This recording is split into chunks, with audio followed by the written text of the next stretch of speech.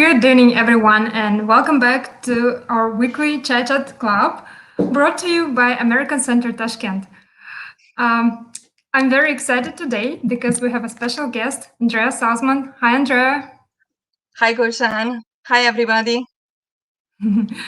Hi again. Andrea, hi again, right? Because we tried to do this chat, but we didn't have electricity last time. And hopefully this time we're gonna have it and we'll be able to finish it and people will be able to learn about Native American art, right? Yes. So, uh, um, I'm, go ahead, I, Gulshan. Yeah, I just want to remind everyone who you are and tell everyone a little bit about you so that people know who they are watching and who they are going to interact with. So, Andrea is originally from Transylvania, Romania, ethnic Hungarian. Andrea taught English as a foreign language in her home country, and she's married to an American diplomat. She followed the foreign service lifestyle for almost 2 decades. And besides living in the US, Andrea lived in Jamaica, Poland, Ukraine, Tajikistan, and now in Uzbekistan. She has 2 kids. She's an artist. She paints contemporary abstract style paintings. Andrea is passionate about art, history, dancing, and traveling. And we also have something interesting today for you guys. So once you finish watching the presentation, as usual, there is a Q&A session. So you're welcome to, again, ask your questions. But this time, Andrea will look at the questions and she will choose the best question. And the best question will get ACT branded prize. It's going to be a shirt, ACT branded shirt. So listen attentively and try to ask good questions. Andrea, thanks so much again, and I'm giving it over to you. Thank you, Gulshan. And welcome, everybody. Welcome. I'm welcoming the new and the old viewers. And I'm very glad you're here. Let me just set myself up and then we can go ahead and start. I can go ahead and start. So, my plan is what I was planning to talk about Native Americans, as others know, American Indians, or another name for them is also the First Nation. And when you hear about Native Americans, what comes to your mind? Do the movies about like Cherokees, like riding on the horses, or tribes like dancing to the rhythm of the drums, chanting, singing, and some of them just listening, or smoking the peace pipe. So maybe not many people actually know about them. And I feel it's kind of my duty to actually inform as many people as I can about Native Americans, their wonderful culture, and their wonderful art especially. And today I would like to talk about their art and the symbols that that the art carries. And let me actually go ahead and start with the map. So I chose the four biggest regions, actually, not tribes. And because we cannot talk about Native Americans as one giant united nation, they were also organized based on geographical reasons or cultural reasons in major regions. And within the regions, they had many tribes. So I chose as I said, I chose the largest, the most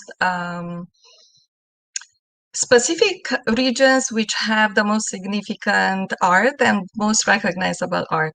So I'm going to talk about the Northeast Coast Native Americans, also known as Atlantic Coast Native Americans.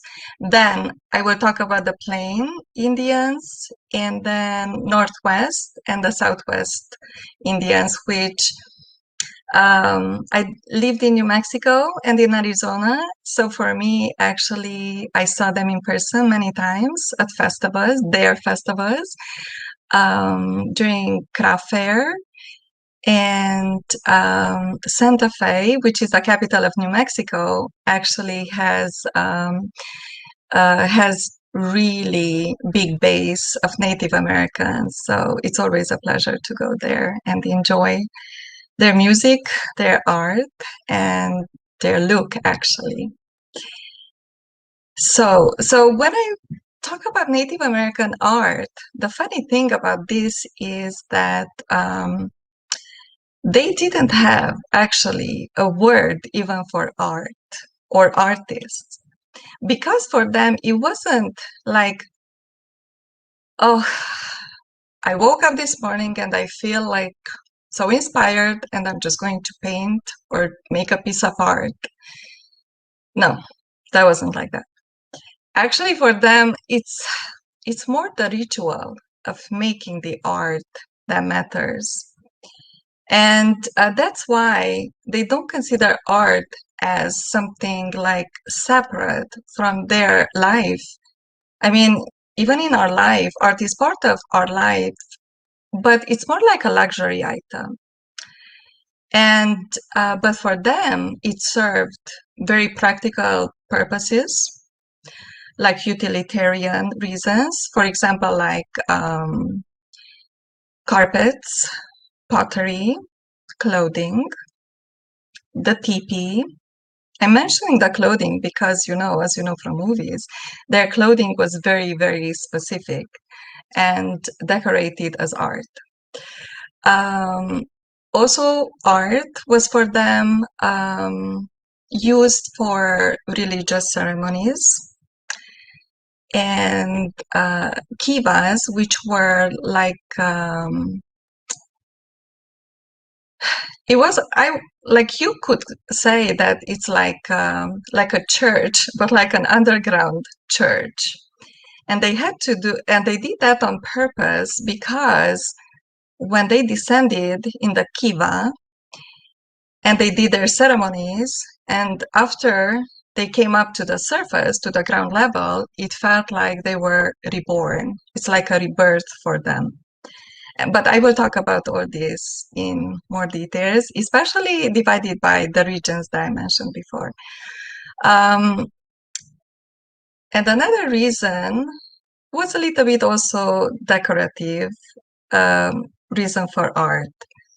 And here comes like Kokopelli, like certain symbols, which I actually have next to me a whole pile of artifacts that I have at home. So I collected them all and I will show you.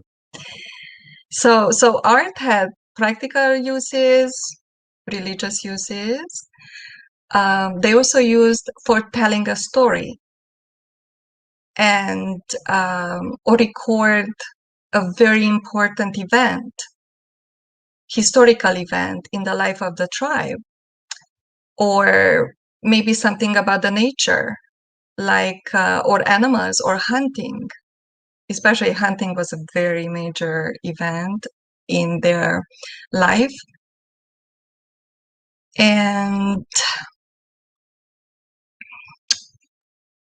let me actually look at the pictures, because visualizing these, it's even easier for me too. So I show the map. And now the symbols to the art are very, very important.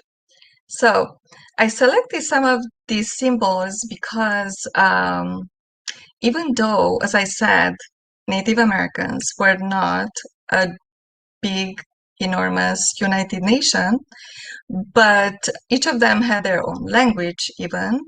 traditions, culture, and art. And within the art, of course, they also had different symbols. So what meant one thing for one tribe, it meant completely different thing for another tribe. Or for example, the symbol of peace in one tribe, like the Northwestern tribe, it was the eagle. The eagle was the symbol of peace, and in the Southwest, the butterfly. So totally different. One very powerful, and one very delicate, yet powerful on its own. So as you can see on the screen, so there is the symbol of wisdom, the thunderstorm, the camp symbol, meaning like many teepees, then the rain clouds. Homecoming symbol is when the warriors went to fight the war or they went hunting, they were celebrated when they came back, hopefully victorious in war, and also with a giant buffalo or a couple of buffaloes or deers. So that symbol was a celebration of their braves and warriors and hunters to come back. And there is the happy symbol, which actually you will see is very similar to the sun, to the Zia sun, symbol of sun. So these are symbols that could be interpreted and understood in the same way throughout pretty much all the tribes. So one important thing is the arrow, of course, that was their main weapon. And two arrows, one going from the left, one coming from the other side. It meant war, of course.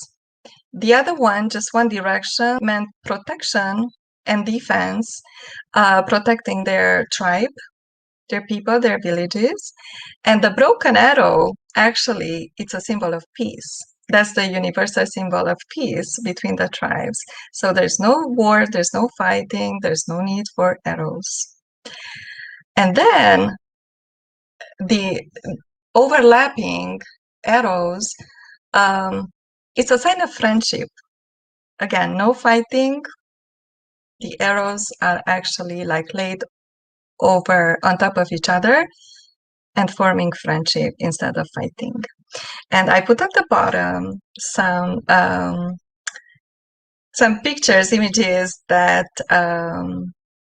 the arrows, the Native American arrows became very, very popular even in just for tattoos and in just the pop culture. And I was just wondering if people who have these tattooed on themselves, if they actually know what that means, you know, like arrows shooting in the same direction, or the one like the arm below the other one shows like the war sign. So I was just wondering. And the tomahawk, of course, is a tool for fighting, mostly fighting, and it's also used as a symbol of peace. They say if they ground or hide the tomahawk, there is no need for that, so there is peace. So no more war. The next one, the next slide is just an overall view. I don't know how well you can see, but I'm just going to read some of them to you, like the more important ones. Hopefully you can see them. Actually, I have another screen here. So the first sign is the butterfly. It's a little bit abstract, but it was very understood between the tribes. And it says it symbolizes the everlasting life and also peace. It doesn't say, but also change, good change. The second one is it's called Thunderbird, and it's actually not a real animal. It's not a real bird. It's an imaginary mythical bird, and it's considered like to be enormous. It's enormous, and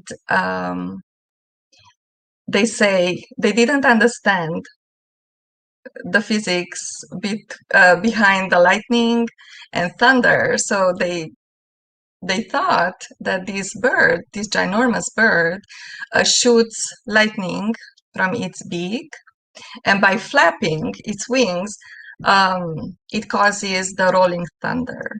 So that's where the name comes, Thunderbird. So I think it's very cool. I like it. The horse, the man, the snake, these are easily understood. The sun symbols, I love the sun symbols. Big mountain, again, the crossed arrows.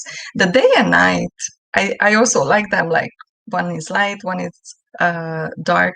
It's like a continuous repetition. More about arrows. Cactus flower is courtship, is dating. And then the teepee, the 4 ages, it was very important for them. It's like the 4 ages for in a person's life: infancy, youth, middle age, like maturity, and old age. Each of them were very important back then as well. All right, so let's go to the next one. Next slide. So let me talk now about the specific regions, and I will talk about the art and try to match the symbols for I connected the East Coast and Great Plains Native Americans on the same page, because even though the East Coast Indians had huge history on the Atlantic coast, and they had their villages, they had their life, the coming of the white man made them to be removed from their old ancestors' land and pushed out towards the west. This is actually a pretty cruel act in the American history, which actually we are not proud of, but it happened. Under President Andrew Jackson in 1838, May 28, he signed the bill that all the East Coast Native Americans to be dislocated and moved to west, and if they were not willing to leave, then they would lose their independence and they would fall under state laws. And of course, it was great for the economy of the US, because these prime, like the best lands, were suddenly free. So a lot of cotton farmers took over these prime lands and boosted the cotton economy, which is a whole different topic. So let's focus on art. So the Great Plains Indians are the ones from the middle part of the country, if you remember the map. So actually, of course, there were wars between the tribes. You cannot say that only when the white man came started to happen, but still, this dislocation, displacing the East Coast Native Americans and pushing them further east, it caused even more wars between the tribes, and that was for survival, for land, and that was pretty harsh, for sure. So, one picture is about buffalo hunting, and the other one is a warrior outfit. So when we talk about East Coast Native American art, it's actually not much evidence that we can show, because their art was very perishable. They didn't have pottery, especially when they joined the Midwest, the Great Plains. They were um, they were nomads, like migrating. Their life evolved around migrating after the herds of buffaloes and animals. And so they couldn't carry like heavy pottery, like ceramics. So rather they had baskets made of tree branches to make it light and doesn't break, right? And then they also used a lot of animal skin for food and storage and water. So what we can see, especially from pictures, um, it's um, it's their clothing. They did a lot of art that we know now of on their clothing. Like they decorated their clothes with shells, stones, later beads after the white man came and they traded with them. And then they also fringes. And then they made carpets, beautiful carpets, which they could roll it up, they could roll them up and just carry them easily. But they served also the carpets served also the purpose of like coats to keep them warm. Um, they had bags, which I'm going to show you, but just on the next slide, because I have something here I want to talk about. But they did art, a lot of art on themselves. That's I think, the very unique thing. So the war painting, especially, so they did their own hair.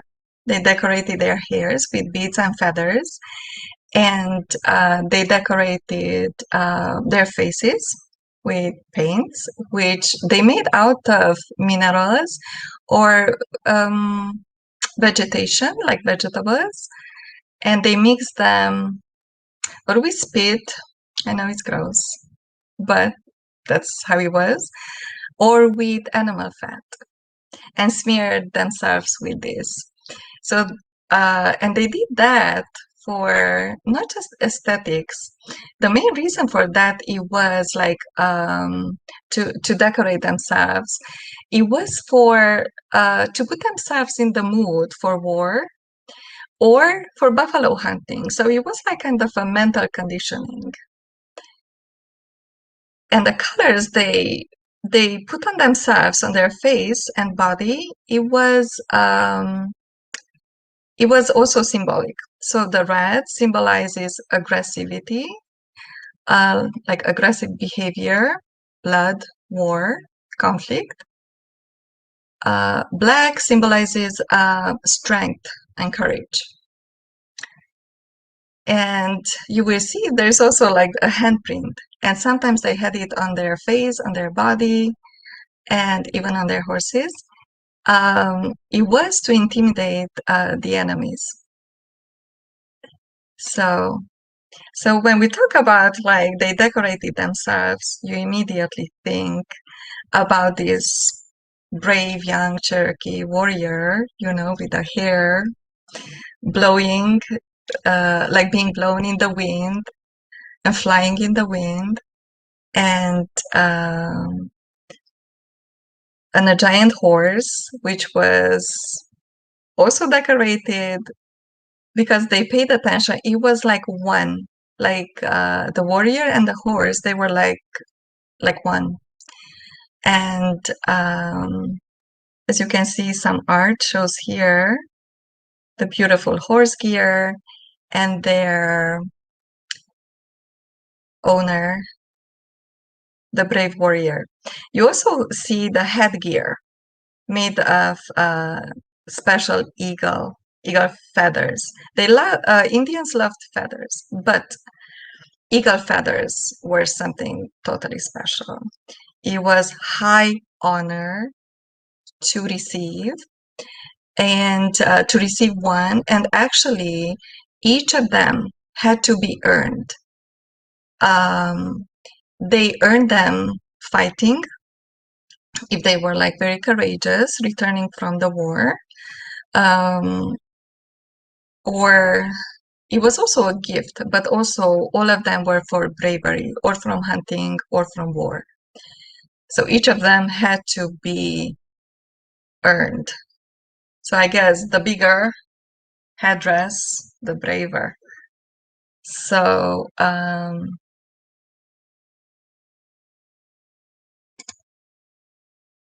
here is a girl dressed, you know, very artistically. Like this was a festive outfit. See, she's wearing actually like even she's holding even a bag, a purse, and that is also something they made, like from deer skin, and they decorated them with beads. That was totally for decorative purposes. They also, I have to mention, they decorated their teepees, so art was there. And again, the symbols, the ones that I mentioned before, they were decorated mostly with those symbols, and a few other symbols that were specific to the tribe. This one is the practical art. So as I said, clothing, carpets, and I put a pottery here, which shouldn't be. And this is a beaded purse, handbag. So not much art left from the East Coast and Plains Native Americans, but as much as we see now, it's still very exciting, and I just think it puts all of us in the mood of the old movies about the Native Americans and just kind of guessing how their lifestyle, their everyday happened. And I think it's just fascinating. So next, let's continue. Let's go to the Northeast and I'm sorry, Northwest. So Northwest Indians, something very, very specific and recognizable about them are the Totem Poles. And the Totem Poles are in particular specific to a tribe called Haida. Haida was actually, the tribe Haida was a fairly wealthy tribe. Because the reason for that is they didn't have to hunt buffaloes, which was actually quite a difficult activity to do. So they didn't have to work hard for the survival. And the climate was also very nice in the Northeast, very rainy, but it was great for on the coast. I'm talking about the coast. It was great for fishing. And actually, that's most of their diet consisted of, like fish, whales. Their fat, the whale fat, was very valuable, and they used it for everything, like the whale, like the skin, the lard, the meat, everything. And actually, they tried to use all the animals. They hunted, like they gave actually thanks to the nature, to Mother Earth for providing that to them, and in return they used everything. So from even like, for example, they hunted the bears as well, even though they were sacred animals for them. But they said they were grateful for having the bear, for the fur, and for claws used for tools. Actually, the bear is a symbol of bravery.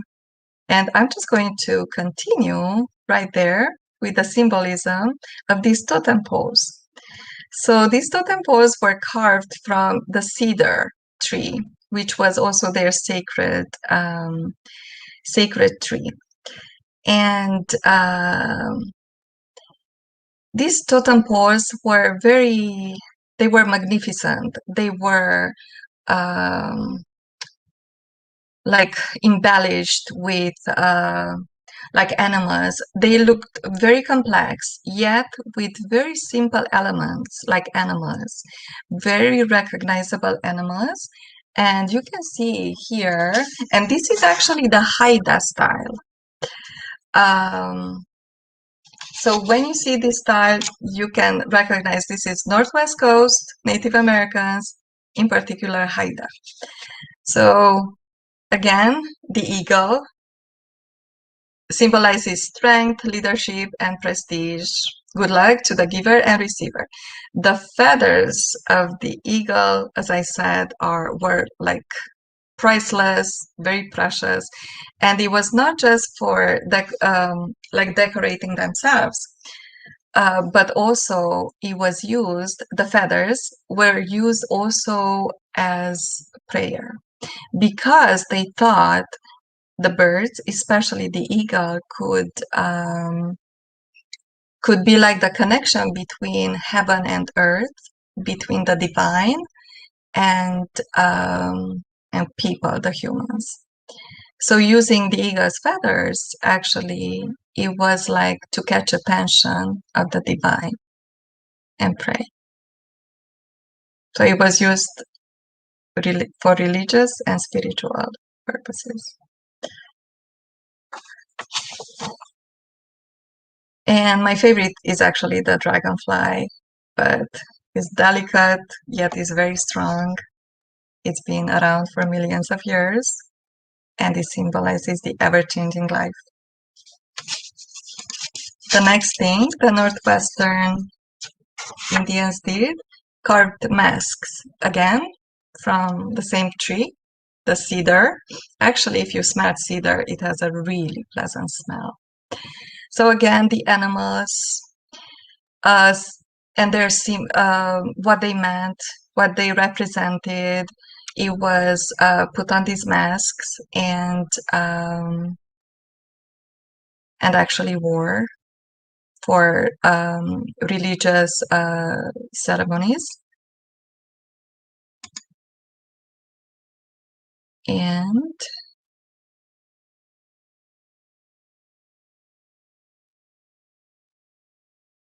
And this is already my next topic. So the Southwest, it's my favorite, as I said. I live there. So let me just look just really briefly through my notes to see. Okay, so now on to our last tribe, the Southwest tribes. The biggest, it's well, one of the major ones. It's the Pueblo Indians, and there's the Navajo, there's the Zuni, Hopi, Akama, and I forgot to mention, but for the East Coast, we can mention the Mohawk and the Iroquois, Sequoia, which is also a kind of tree. I guess it's named after them. And then the plains are the prairie, like the Mohicans, the Cherokee, the Apache, the Sioux or Sioux. Like those are more like the warrior tribes.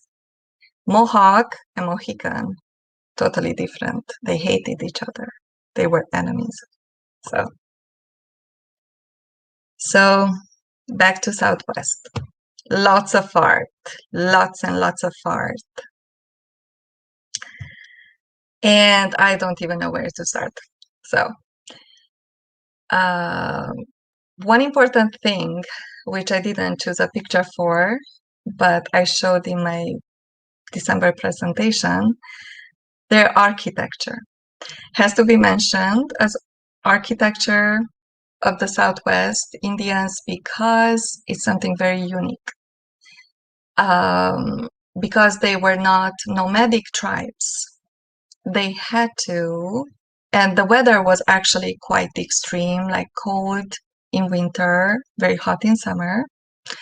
They built these beautiful and very complex, actually many like multi-story buildings, apartments you would call, with storage, and like storage rooms and kitchens, out of adobe or adobe.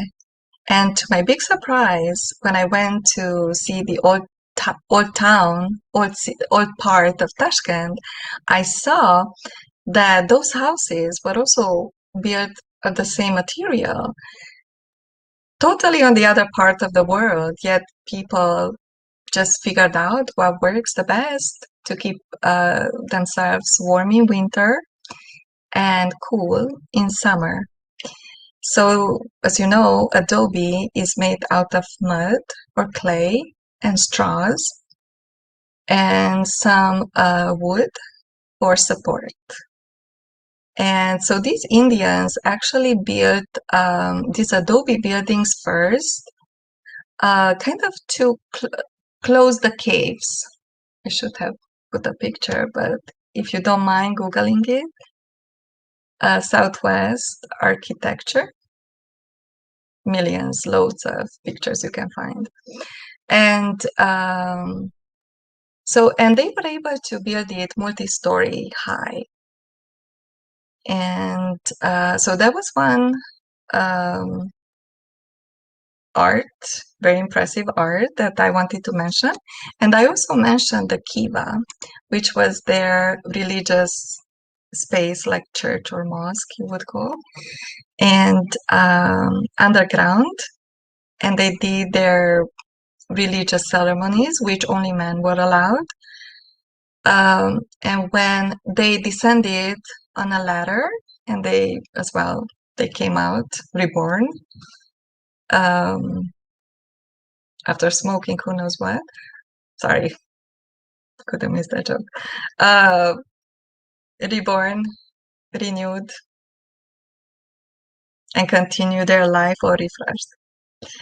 So, so here are some of the symbols they used on pottery and on deer skin, because and some of these were ant caves, petroglyphs, which I'm going to get to it a bit later. So the bear, the first sign is the bear with the claw, and this one is a wounded bear. But the bear, again, was hunted, but they were very grateful for what the bear could provide. The wolf, actually these two, bear and wolf, they symbolize like the best things, as well as the eagle for them, like bravery, courage, wisdom. I'm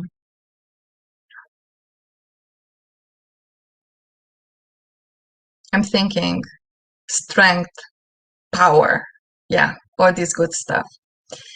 And the next sign is the sun, is the Hopi sun sign.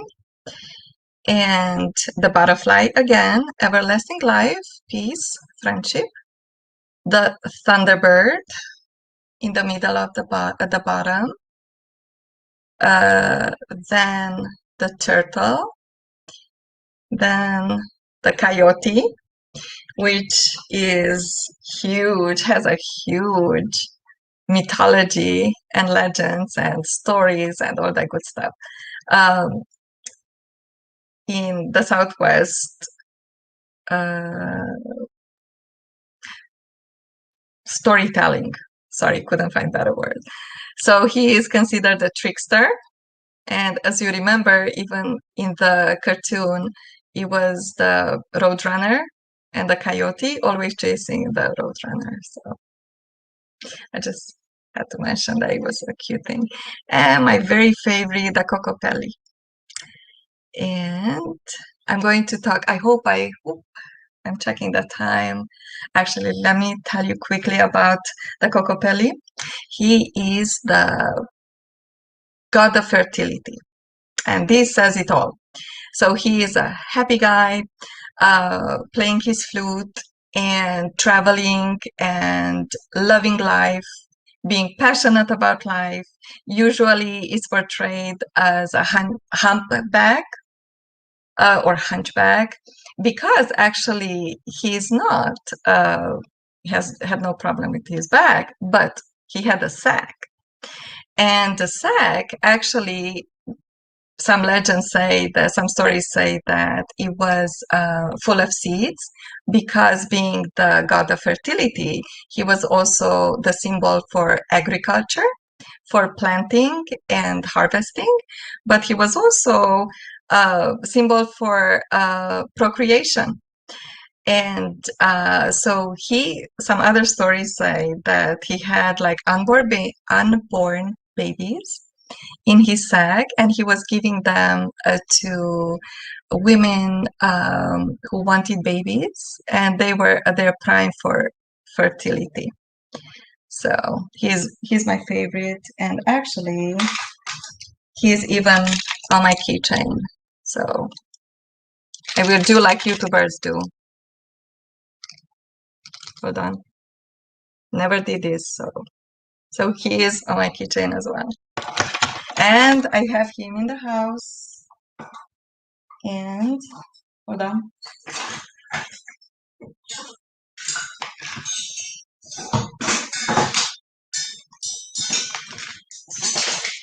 Trying to work here. Alright. Here's a giant Cocopelli that I love to have in my house. Actually, a trio of Cocopellis. Don't know how much you can see, but see, with the flute and dancing and singing. So it's pretty cool. And I have him on my kitchen towel. And the colors are very deserty, southwestern colors. Lizard is another one, preferred by Southwest. And what else I can show you?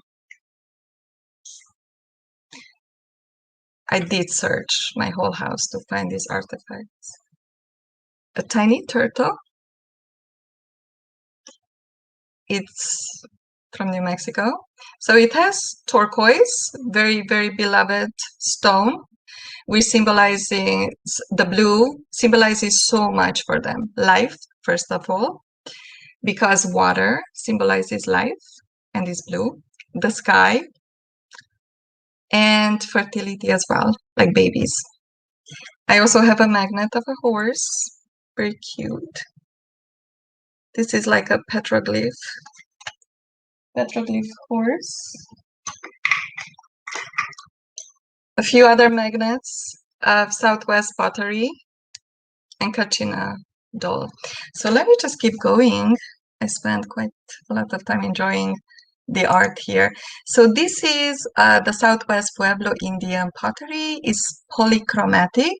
Usually they use black and white and one more color, like red oxide. And Maria Martinez also rediscovered this black ceramic pottery, which is gorgeous. And I actually have a piece of that. And in my house. So this is the one. And this is a real one.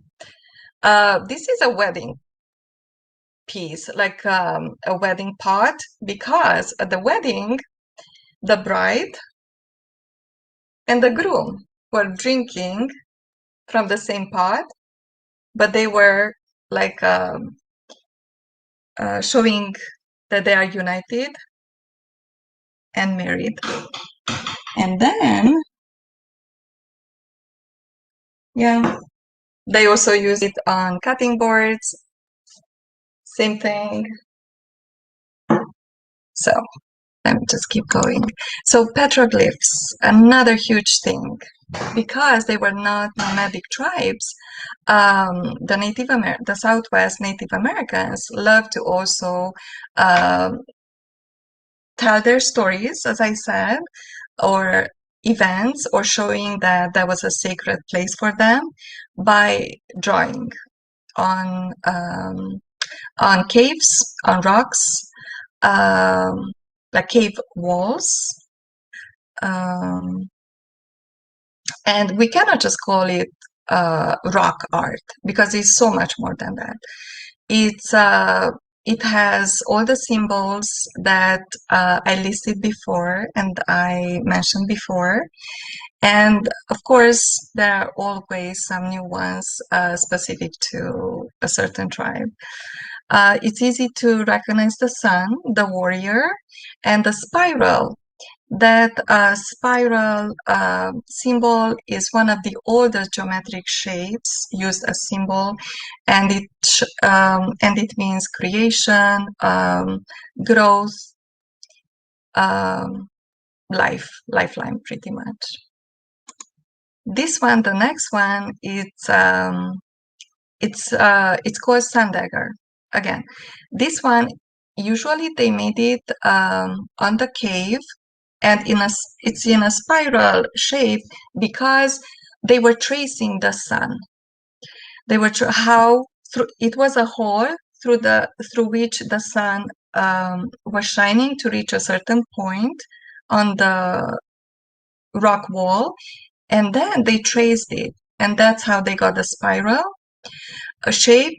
And it was very, very important for agriculture as much as they could do, because Southwest is not quite the ideal place for agriculture. But still, when to plant, when to harvest the crops, that was very, very important. So this was their calendar and clock as well. The next one is the drums. You cannot talk about Native Americans in general without the drums, mentioning the drums. The rhythm, it's very simple. It's very repeated, and in their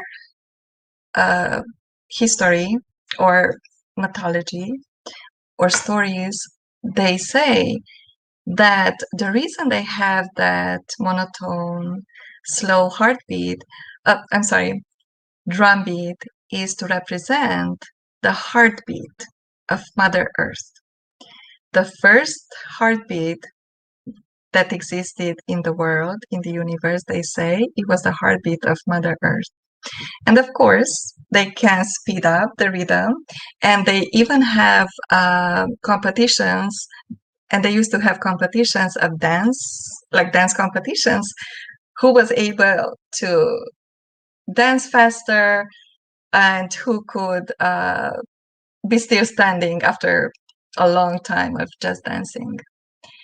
And these drums, actually, many of them were called powwow, which means gathering. Like when people gather, so powwow drums. And of course, these were used for so many reasons. Everyday life, for entertainment, just to dance and sing along, chant along. And actually, they thought that the drums brings balance to their soul, but also to the universe. And of course, religious purposes, very much. And going into wars.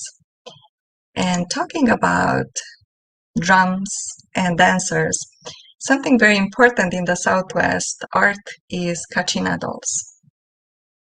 You see that so people actually dressed up as kachinas, which kachinas means life bringer. They're not deities, they're not gods, for sure. They don't think of them as gods, but because they are animistic, they think that those kachinas are the spirits of their ancestors who came and lived sometimes with them, between them, and helped them. And they say kachinas, where the first kachina was the I'm going to call the kachina like a deity now, but as I said, they don't consider them as gods. So who brought the rain and water to them? That's why actually the name is Life Bringer. It comes from. And kachina dolls were absolutely for them essentials in securing, like it symbolized the securing of growth of plants, good health, summer rains. And it wasn't easy in because they had pretty extreme conditions. So these were like their helpers, they thought. So a lot of times the masked dancers, they did like the rain dance, to call upon, like embody the kachinas to help them bring rain and good crops, help grow the crops, and just, as I said, good health in general. And the third reason for them, so first was like the mythology that kachinas are the spirits of their ancestors. And second is like the masked dancers wearing the costumes. And the third, it's for education, for little girls.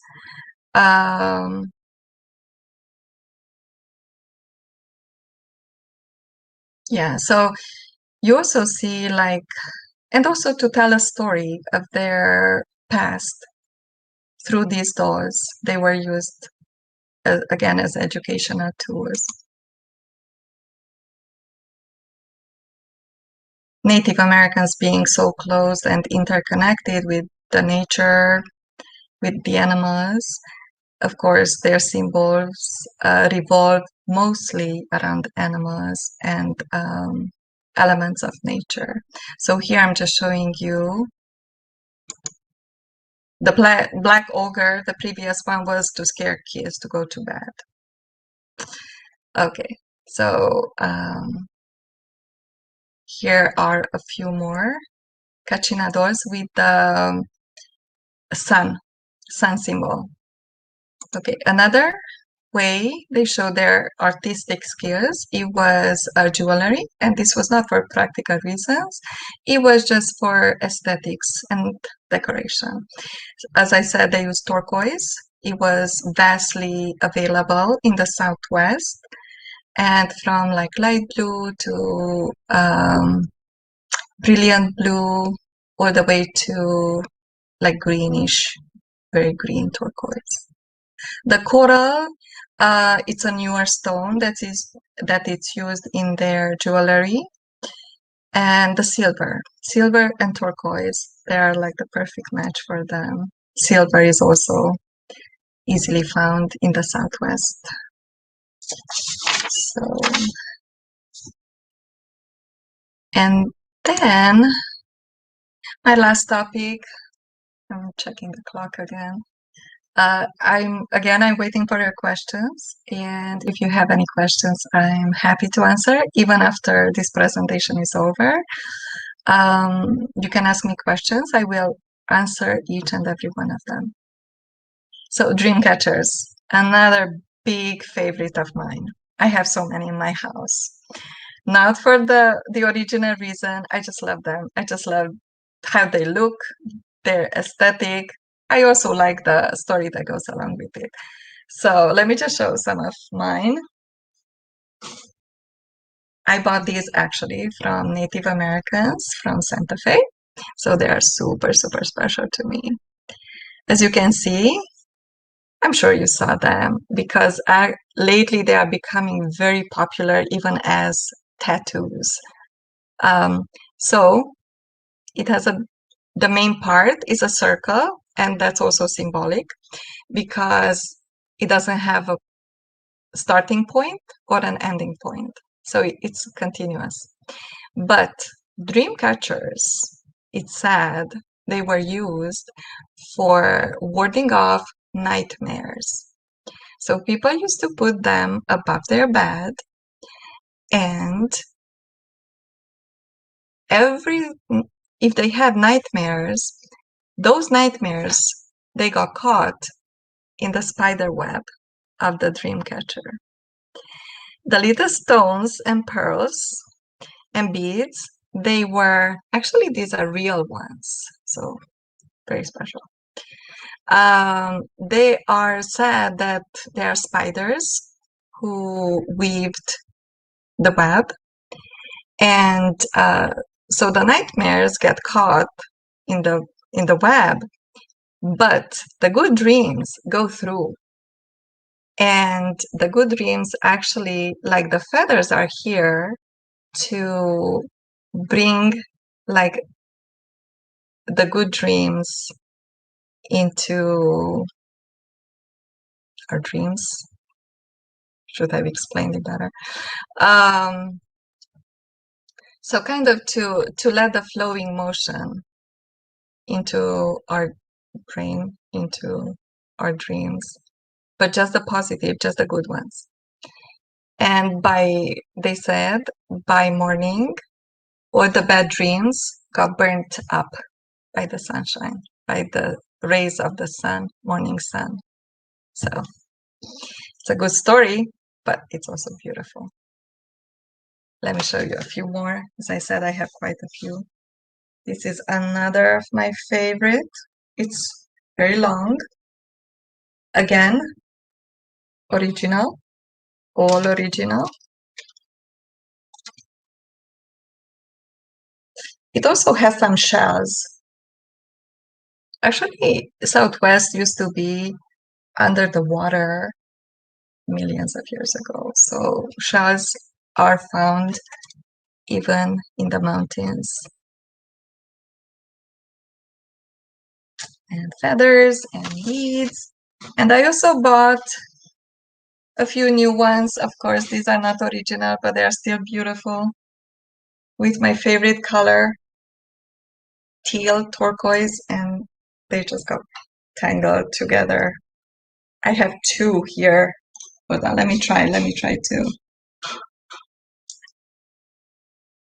I knew this will happen. Oh wow. Okay, got it. So I have this one. It's very, very cute, turquoisey, brown. Something is not leather, with a little fake turquoise stone. And then I have a bigger one with beads, natural beads. Of course, these are all bought on Amazon.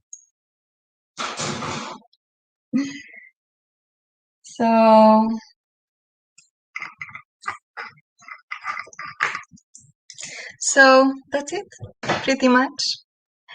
And if Goshan wants to ask me some questions, I'm available. Sure.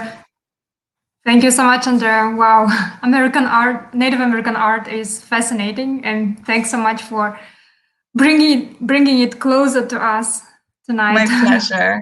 Absolutely my pleasure. I'm enjoying it very much as well. That's why I love to share it. Yeah, we have a couple forgot one thing. I'm so sorry. Cocopelli. Sure. Oh, your necklace is also Cocopelli. Yeah, forgot to mention that. This is so cute. Yeah. So, questions from our audience. This first question is from Ulbek Saifulaev. He's asking Ms. Salzman, what part of America are you from? And sorry if I missed it, what other languages do you speak? you have an interesting accent. Oh yeah, yeah, it's not American for sure. Um, as Gulshan introduced me, I'm from Transylvania, Romania, and I have been living in the US for over 20 years. So, well, in the US, but also moving to so many countries. Um, I speak English, Hungarian, Romanian. That's it. The rest, like Очень чуть-чуть Russian, not much. Yeah, I Wow, should, I great. should. All So, right, so thank mhm. you. Next question from Omona Chilov. Were there any differences in symbols of different tribes? Say, would a person from the western part of the US understand a person from the eastern part? Uh, well, yes, the arrows, as I mentioned, the arrows were like a universal language, like the counter direction of the arrows, there was war, there was a common language, or the friendship, or like the broken arrow symbolized peace, or the animals, bear, wolf, eagle, always symbolized courage, loyalty, trust, power, always something positive. Yeah. Mhm. Um, So I'm if you trying are from a to think. different tribe, you probably will understand what people from other tribe Um, symbolize. well, yes, but they needed like a translator, because each tribe had its own language, and they couldn't understand each other. So if they wrote a message, but these are basic symbols, like about rain, about animals, about the arrows, about thunder, but you cannot have a conversation with these. Mhm. These are to record stories and events, or some religious importance, to the event. But they needed actually translators.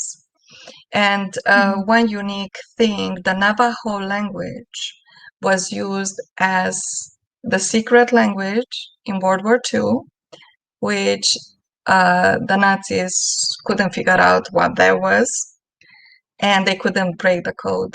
So the Navajo language actually saved the Allies. So Wow. yeah, yeah, Great, great story. yeah, they couldn't. It's just they couldn't figure out it's a language that doesn't exist. So it was the secret language. Very useful. Interesting. So next question is from Daniya Hasanova. She's saying, "Thank you, Andrea, for a great presentation. Where can we see the symbols today? Clothing, pottery?"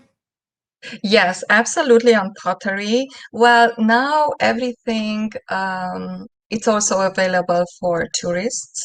So jewelry, um, pottery, very much. Um, carpets. Mm. I'm trying to think what else. And actually, I didn't show, but it's called bolo ties. It's like for men. And this one is a Thunderbird.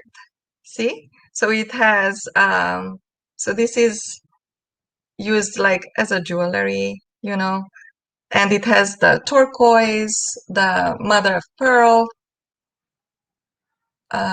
onyx embedded in silver. And Wow. yeah, it's widely available for tourists, all this art and they put the symbols on because it's fascinating for people. So yeah. If you Mhm. want something with symbols, definitely I recommend pottery. Mhm. Oh, talking about the pottery, you showed the wedding vase. Mm, Did you use it in your wedding?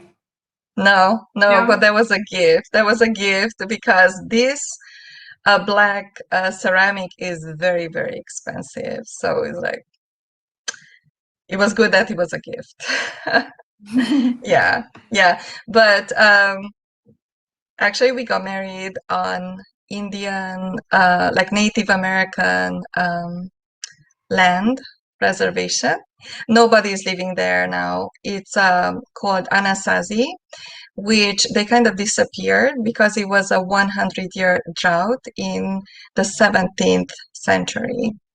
But it's Mhm. absolutely fascinating and it's just wonderful, to be on the same place where they live their everyday life. They cooked, they raised children, they talked, they laughed, they danced.